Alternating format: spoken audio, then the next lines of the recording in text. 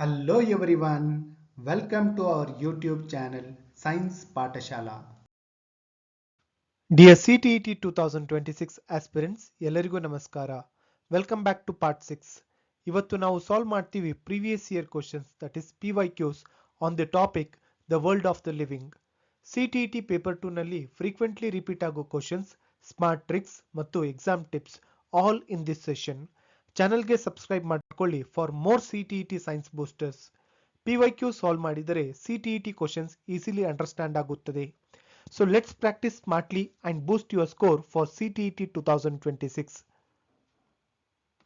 So let us start the session. The first question, select the correct statement regarding rods and cones in the human eye. So ಈ ಪ್ರಶ್ನೆ CTET February 2015 ನಲ್ಲಿ ಕೇಳಿದ್ದಾರೆ. So options ಈ ರೀತಿ ಇದೆ. Option A, rods are sensitive to bright light. Option B, cones are sensitive to dim light. Option C, cones are sensitive to bright light. Option D, rods can sense color. So in the human eye, cones function well in bright light and help us to see color and sharp images. So bright light ಇದ್ದಾಗ cones active ಆಗುತ್ತವೆ ಮತ್ತು clear detailed vision ಕೊಡುತ್ತವೆ. So rods ಮತ್ತು cones different functions ಇವೆ, but day light vision cones ಮೇಲೆ depend ಆಗಿರುತ್ತದೆ. So ಹಾಗಾಗಿ ಈ ಪ್ರಶ್ನೆಗೆ ಸರಿಯಾದ ಉತ್ತರ option C, that is cones are sensitive to bright light. So option C is the correct answer. So why other options are wrong here? Option A wrong. So rods are not sensitive to bright light. So ಅವು low light ಅಥವಾ night vision ಗೆ useful ಆಗುತ್ತವೆ. So option B wrong. So cones dim light ನಲ್ಲಿ properly work ಮಾಡುವುದಿಲ್ಲ. So bright light ಬೇಕು so cones activate ಆಗಲು. So option D wrong. So rods cannot detect colour. So colour vision cones ಮೂಲಕ ಮಾತ್ರ ಸಾಧ್ಯ. So ಹಾಗಾಗಿ ಈ ಪ್ರಶ್ನೆಗೆ ಸರಿಯಾದ ಉತ್ತರ option C. Option C is the correct answer. Next question, match the organisms in column A with their actions in column B. So ಈ ಪ್ರಶ್ನೆ CTET ಸೆಪ್ಟೆಂಬರ್ 2015 ನಲ್ಲಿ ಕೇಳಿದ್ದಾರೆ. ಸೊ ಇಲ್ಲಿ ಕಾಲಮ್ ಎ ಮತ್ತು ಕಾಲಮ್ ಬಿ ಕೊಟ್ಟಿದ್ದಾರೆ. ಸೊ ಕಾಲಮ್ ಎ ನಲ್ಲಿ lactobacillus ಅಂತ ಕೊಟ್ಟಿದ್ದಾರೆ, ಕಾಲಮ್ ಬಿ ನಲ್ಲಿ ನೈಟ್ರೋಜನ್ ಫಿಕ್ಸೇಷನ್ ಅಂತ ಕೊಟ್ಟಿದ್ದಾರೆ. So in column A we have protozoan, in column B we have AIDS. So in column A we have rhizobium, in column B we have malaria. So in column A we have virus, in column B we have curd formation. So the correct matching ಅಂತ ಹೇಳಿ options ಕೊಟ್ಟಿದ್ದಾರೆ. So ನಾವು here lactobacillus. Okay, so lactobacillus helps in curd formation. So lactobacillus, it helps in curd formation. So lactobacillus milk ಅನ್ನು ferment ಮಾಡಿ curd ಆಗುವಂತೆ ಮಾಡುತ್ತದೆ. So the next is protozoan. So protozoan causes malaria. So protozoan, it causes malaria. So protozoa, that is plasmodium, so mosquito ಮೂಲಕ spread ಆಗಿ malaria ಕಾಸ್ ಮಾಡುತ್ತದೆ. So the next is rhizobium. So rhizobium does nitrogen fixation. So rhizobium, it does nitrogen fixation. So rhizobium legume plants roots ನಲ್ಲಿ ಇದ್ದು atmospheric nitrogen fix ಮಾಡುತ್ತದೆ. So the next is virus. So virus causes, what is that? Virus causes AIDS. So HIV virus human system attack ಮಾಡಿ AIDS cause ಮಾಡುತ್ತದೆ. So ಹಾಗಾಗಿ ಈ ಪ್ರಶ್ನೆಗೆ ಸರಿಯಾದ ಉತ್ತರ ಯಾವುದು? Option D, that is 1 D.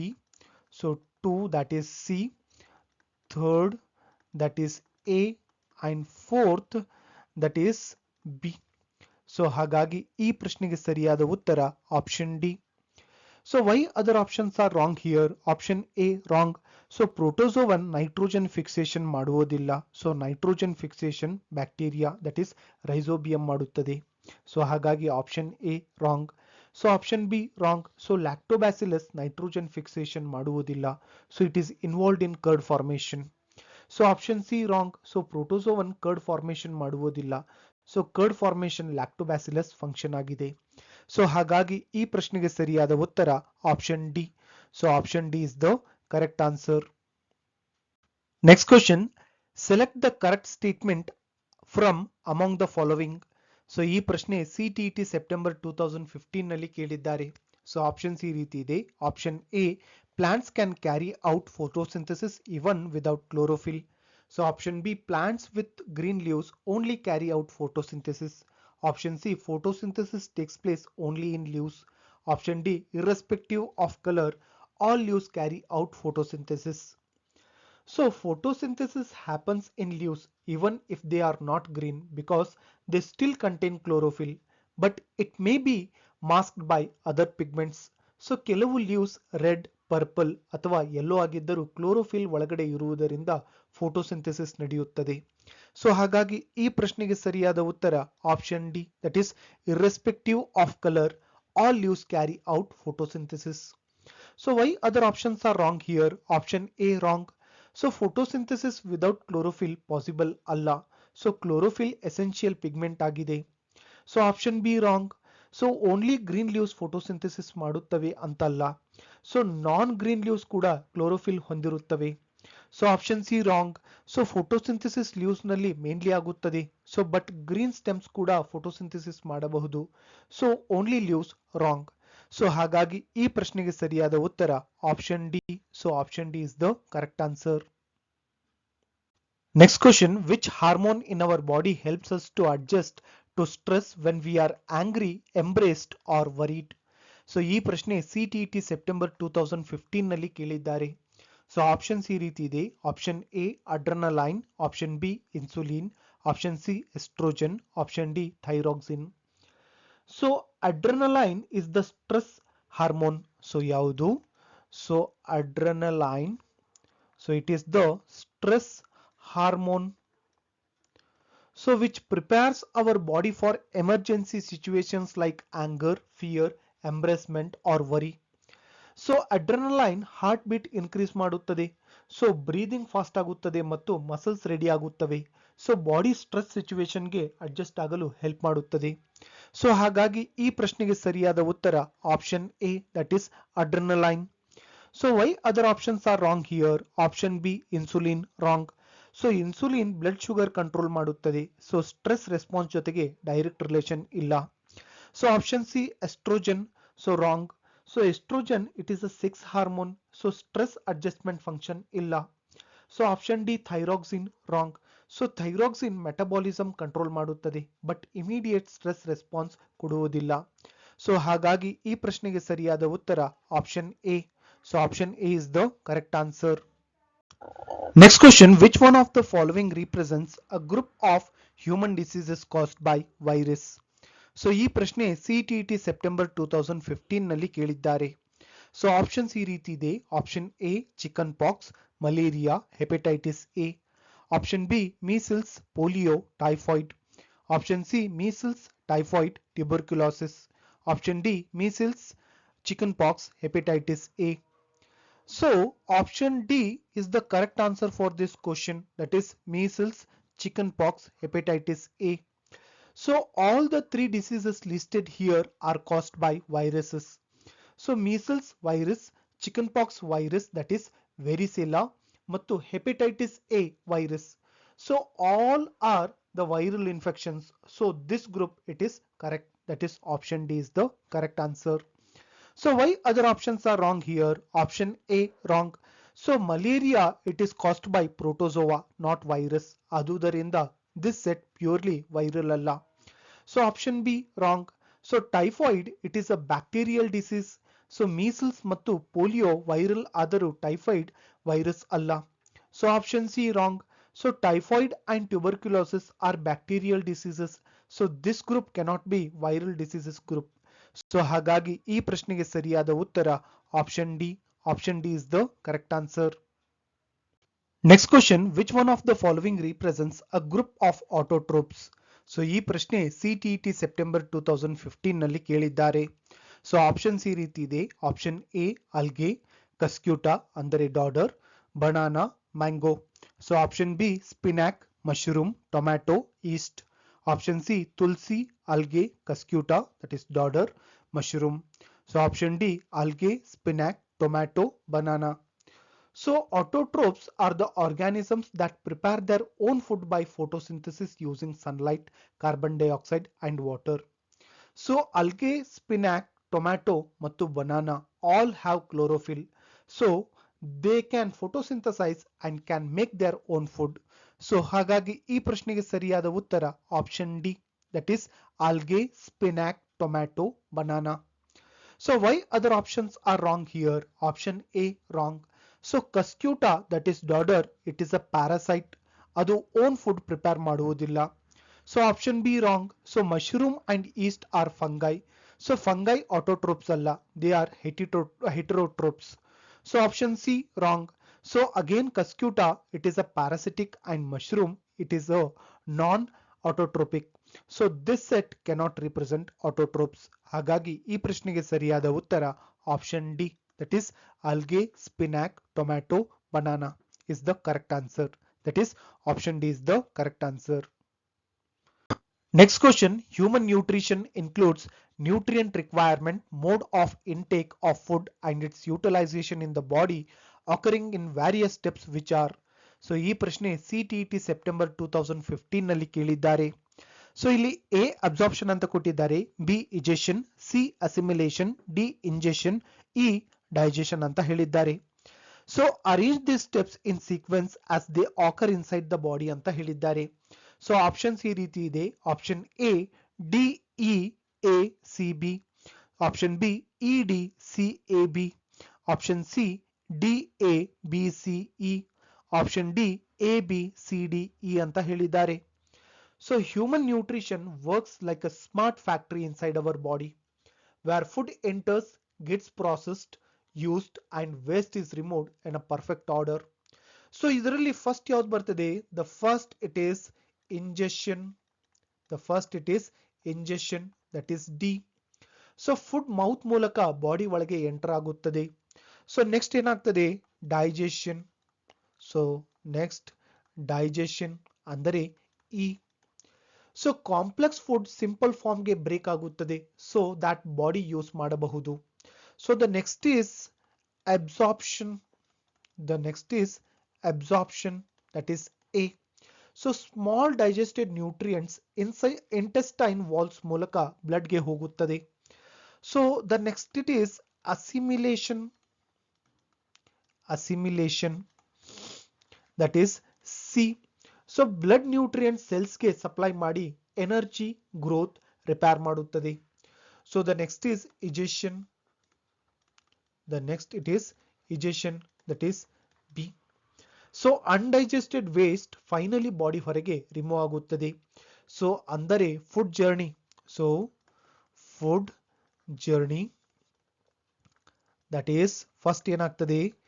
Enter, then break, then absorb, then use, then throw out. So nature's perfect system. So ಹಾಗಾಗಿ ಈ ಪ್ರಶ್ನೆಗೆ ಸರಿಯಾದ ಉತ್ತರ option A, that is D E A C B. So why other options are wrong here? Option B wrong. So digestion cannot start before ingestion. Food body ಒಳಗೆ ಬಂದಿಲ್ಲ ಅಂದರೆ digestion ಆಗುವುದಿಲ್ಲ. So option C wrong. So absorption before digestion impossible. So big food molecules intestine pass ಆಗುವುದಿಲ್ಲ. So option D wrong. Ingestion last step ಆಗಲು ಸಾಧ್ಯವಿಲ್ಲ. So first entry essential before any process starts. ಹಾಗಾಗಿ ಈ ಪ್ರಶ್ನೆಗೆ ಸರಿಯಾದ ಉತ್ತರ option A. Option A is the correct answer. Next question, the majority excretory product in human beings is. ಈ ಪ್ರಶ್ನೆ CTET September 2015 ನಲ್ಲಿ ಕೇಳಿದ್ದಾರೆ. ಸೊ ಆಪ್ಷನ್ಸ್ ಈ ರೀತಿ ಇದೆ. Option A ammonia, option B uric acid, option C ammonium chloride, option D urea ಅಂತ ಕೊಟ್ಟಿದ್ದಾರೆ. So in human beings urea is the main excretory product form during the break down of proteins in the liver. So that is ಯಾವುದು? Urea. So proteins metabolism ಆದಾಗ toxic ammonia form ಆಗುತ್ತದೆ. So ಅದನ್ನು liver less toxic urea ಆಗಿ convert ಮಾಡುತ್ತದೆ and kidneys urine ಮೂಲಕ ಹೊರಹಾಕುತ್ತದೆ. So ಹಾಗಾಗಿ ಈ ಪ್ರಶ್ನೆಗೆ ಸರಿಯಾದ ಉತ್ತರ option D, that is urea. So why other options are wrong here? Option A ammonia wrong.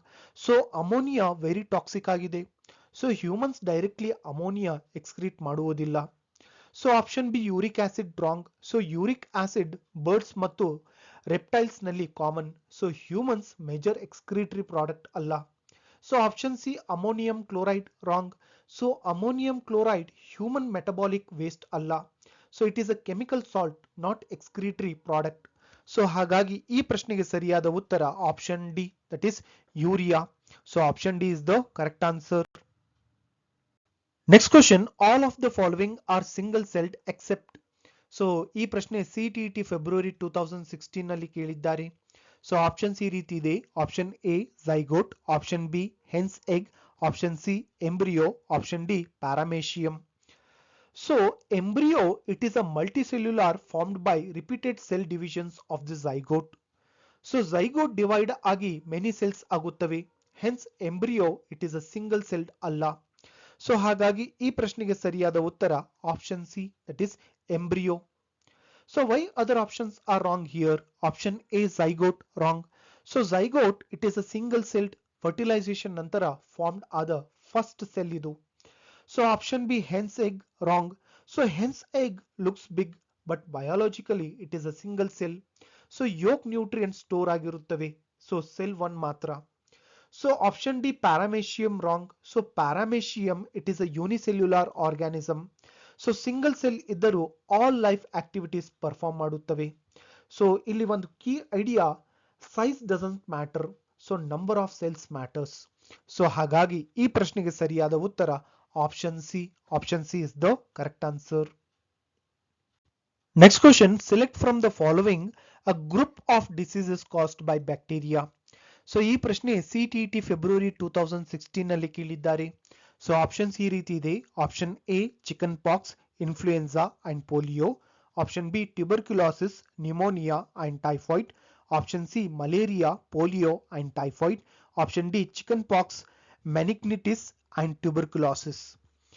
So ಇಲ್ಲಿ option B, that is tuberculosis, pneumonia and typhoid. So tuberculosis, pneumonia and typhoid. So these diseases, they are caused by bacteria.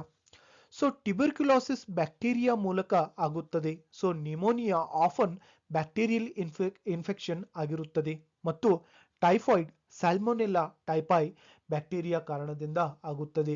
So this group purely bacterial diseases represent ಮಾಡುತ್ತದೆ. So ಹಾಗಾಗಿ ಈ ಪ್ರಶ್ನೆಗೆ ಸರಿಯಾದ ಉತ್ತರ option B, that is tuberculosis, pneumonia and typhoid. So why other options are wrong here? Option A wrong. So chickenpox, influenza ಮತ್ತು polio, so viral diseases bacteria cause ಮಾಡುವುದಿಲ್ಲ. So option C wrong. So malaria protozoa ಮೂಲಕ ಆಗುತ್ತದೆ. So polio virus ಕಾರಣ. Only typhoid bacterial, so group wrong. So option D wrong. So chickenpox, it is a viral disease. So mixed causes ಇರುವ group bacterial diseases set ಅಲ್ಲ. So ಹಾಗಾಗಿ ಈ ಪ್ರಶ್ನೆಗೆ ಸರಿಯಾದ ಉತ್ತರ option B. Option B is the correct answer. Next question, consider the following column A and column B in which the names of microorganisms are given in column A and the groups to which they belong are given in column B. So ಈ ಪ್ರಶ್ನೆ CTET February 2016 ನಲ್ಲಿ ಕೇಳಿದ್ದಾರೆ. So ಇಲ್ಲಿ column A ಮತ್ತು column B ಕೊಟ್ಟಿದ್ದಾರೆ. So column A ನಲ್ಲಿ aspergillus ಇದೆ, column B ನಲ್ಲಿ ಆಲ್ಗೆ ಇದೆ. So in column A we have lactobacillus, in column B we have bacteria. So in column A we have paramecium, in column B we have fungi. So in column A we have spirogyra, in column B we have protozoa and virus. So the correct match of the items of column A with that of column B is anta heli options ಕೊಟ್ಟಿದ್ದಾರೆ. So now here, so aspergillus, it just belongs to a fungi group. So aspergillus, it just belongs to a fungi group. Okay. So lactobacillus, it is a bacterium. So lactobacillus, it is a bacterium, so which converts milk to curd. So paramecium, it is a protozoan. So paramecium, it is a protozoan. Okay. So spirogyra, it is a green algae. So spirogyra, it is a green algae. So aspergillus, bread mold type fungus ಆಗಿದ್ದು fungi category ಬರುತ್ತದೆ. So that is A belongs to 3. So lactobacillus curd formation ನಲ್ಲಿ help ಮಾಡುವ bacteria. Okay, so that is B belongs to 2. So paramecium single celled organism ಆಗಿದ್ದು protozoa ಗ್ರೂಪ್ಗೆ ಸೇರಿದೆ. So that is C 4 ಆಗ್ತದೆ. So next spirogyra filament like structure ಹೊಂದಿರುವ algae. So that is D belongs to what is that 1. Okay, so ಹಾಗಾಗಿ the correct matching it is what is that option C. So option C is the correct answer, that is A3, B2, C4, D1. So why other options are wrong here? Option A wrong. So aspergillus bacteria alla fungi agide. So first matching itself wrong aguttade. So option B wrong. Spirogyra virus alla. So it is algae. So D5 it is incorrect. So option D wrong. Aspergillus virus alla and lactobacillus fungi alla. So both mismatched. So hagagi ee prashnege sariyada uttara option C. Option C is the correct answer.